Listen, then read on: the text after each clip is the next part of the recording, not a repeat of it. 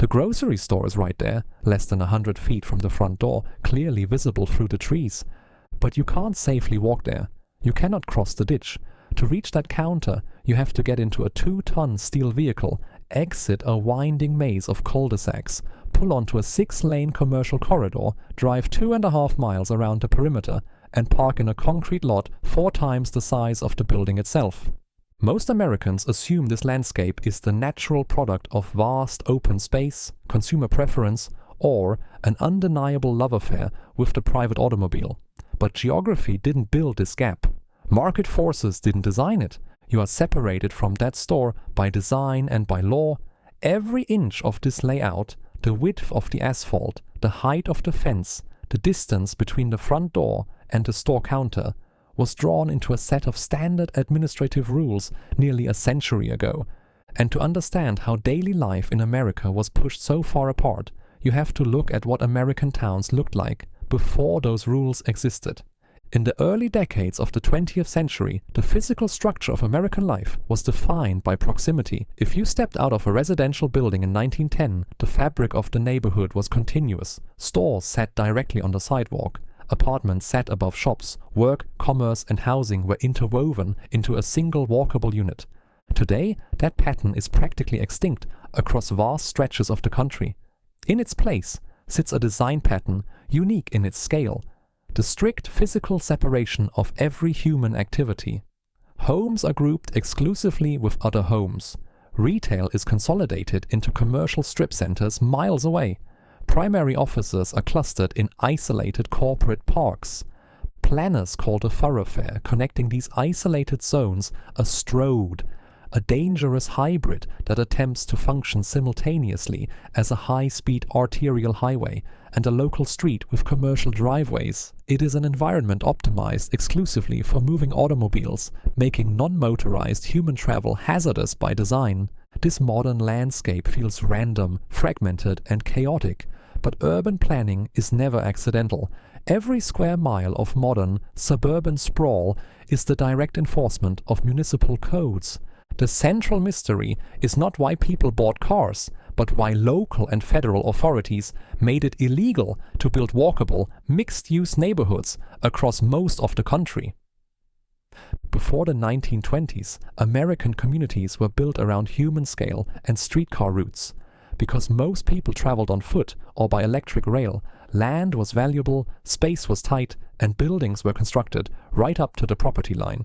Look at an American street grid from 1905. On a single block, you would find a tailor shop on the ground floor, a family living on the second floor, a bakery next door, and a small coal yard down the alleyway. This was mixed-use development, though at the time, people simply called it a city. It was adaptable, financially productive, and extremely compact. But this close proximity created serious life-threatening friction. The rapid expansion of the Industrial Revolution dropped heavy manufacturing directly into residential neighborhoods. Slaughterhouses, iron foundries, chemical processors, and coal-fired plants operated right next to crowded worker housing.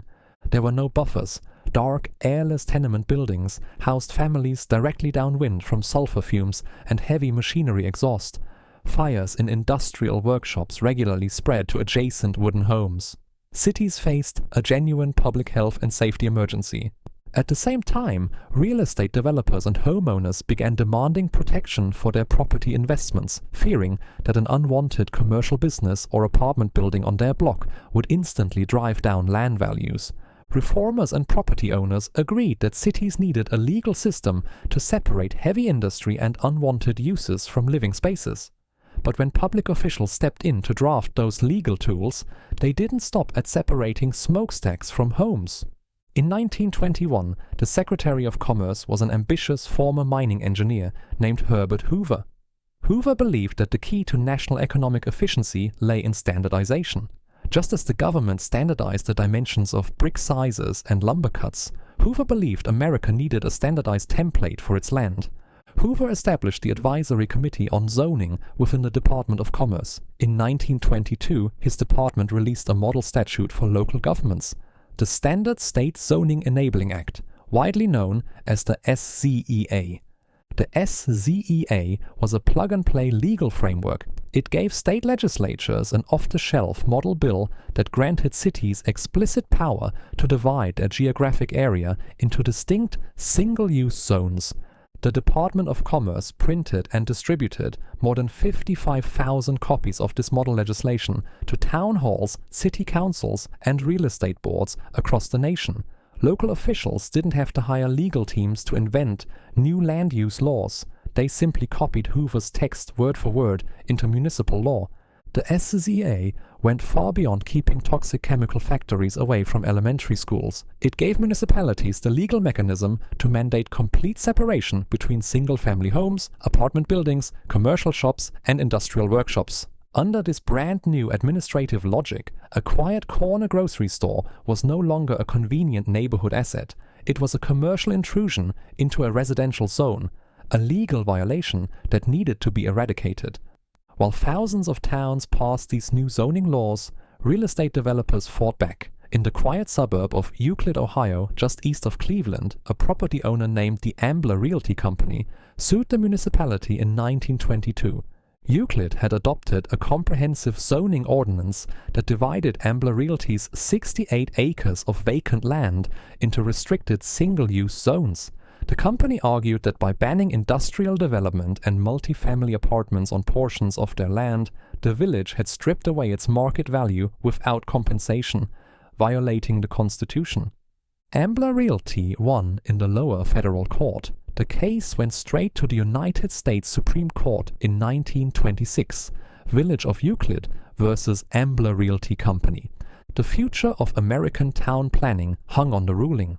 If the court ruled that local governments could not ban non-harmful uses like stores or apartments, the standardized zoning model would collapse. In a landmark 6-3 decision, the Supreme Court upheld the village's right to zone. Justice George Sutherland wrote the majority opinion, delivering a radical legal precedent. Sutherland didn't just uphold the separation of dirty factories, he specifically targeted multifamily housing. He wrote that an apartment house in a neighborhood of single-family homes often acts as a parasite, coming into a neighborhood and blocking open air and sunlight, increasing traffic, and destroying the residential character of single-family neighborhoods. With a single Supreme Court opinion, apartment buildings, duplexes, and local corner shops were legally categorized alongside industrial nuisances. Single-family home subdivisions were officially designated as the highest, purest form of land use under American law. By the late 1920s, cities had the legal power to separate land uses, but it took the Great Depression and the federal government's total overhaul of the housing market to transform that legal power into billions of tons of suburban concrete. In 1934, Congress passed the National Housing Act, creating the Federal Housing Administration, or FHA. The goal was simple: reignite the housing industry by ensuring long-term, low-down payment mortgages.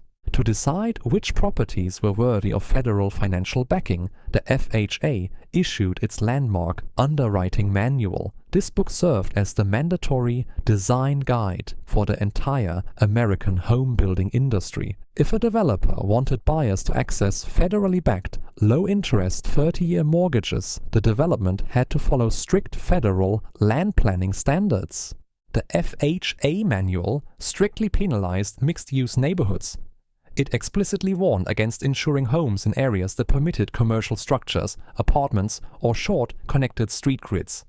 The traditional American street grid, which allowed people to walk directly to nearby destinations, was heavily penalized in federal mortgage rating systems in favor of winding loops and dead-end cul-de-sacs. These spatial rules worked alongside demographic ones. The FHA also evaluated neighborhood racial and economic stability, actively encouraging restrictive covenants that kept lower-income renters and non-white families out of new suburban developments.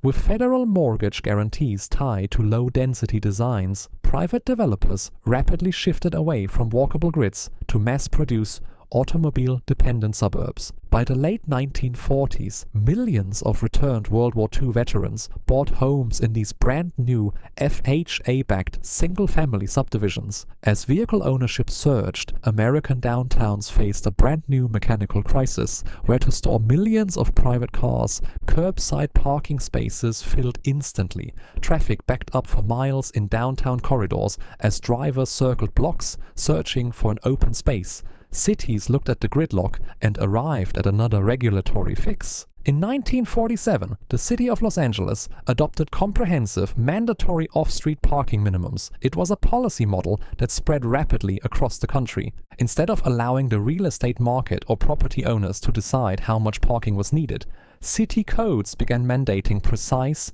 rigid ratios for every type of building constructed. If you wanted to build an apartment building, the city code mandated off-street parking spots for every unit. If you wanted to open a restaurant or retail shop, the law forced you to construct dedicated parking spaces calculated for peak capacity. Parking ceased to be a market commodity adjusted to demand. It became a mandatory land requirement written into municipal law. Because surface parking spaces require roughly 300 square feet per car, including driving aisles, the parking lot required for a building often grew to twice or 3 times the physical size of the building itself. This created a feedback loop of distance. As vast parking lots pushed buildings further and further apart, walking between destinations became physically impossible. Because everything was pushed far apart by asphalt lots, citizens were forced to drive to every destination, which, in turn, prompted planners to demand even more parking spaces. By the mid-1950s, housing was strictly segregated by type, and commercial centers were wrapped in seas of parking. The final piece of the sprawling landscape required a massive federal investment to link these distant fragments together. In 1956, President Dwight D. Eisenhower signed the Federal Aid Highway Act, launching the construction of the Interstate Highway System. The federal government offered state governments an irresistible financial deal.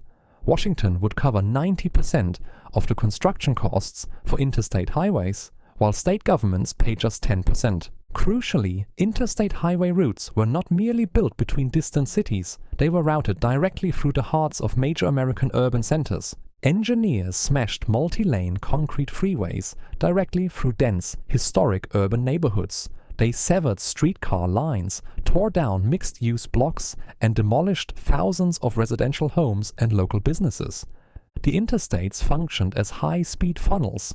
They allowed suburban commuters to live 15, 20, or 30 miles outside the city core on former farmland while driving directly into downtown job centers every morning.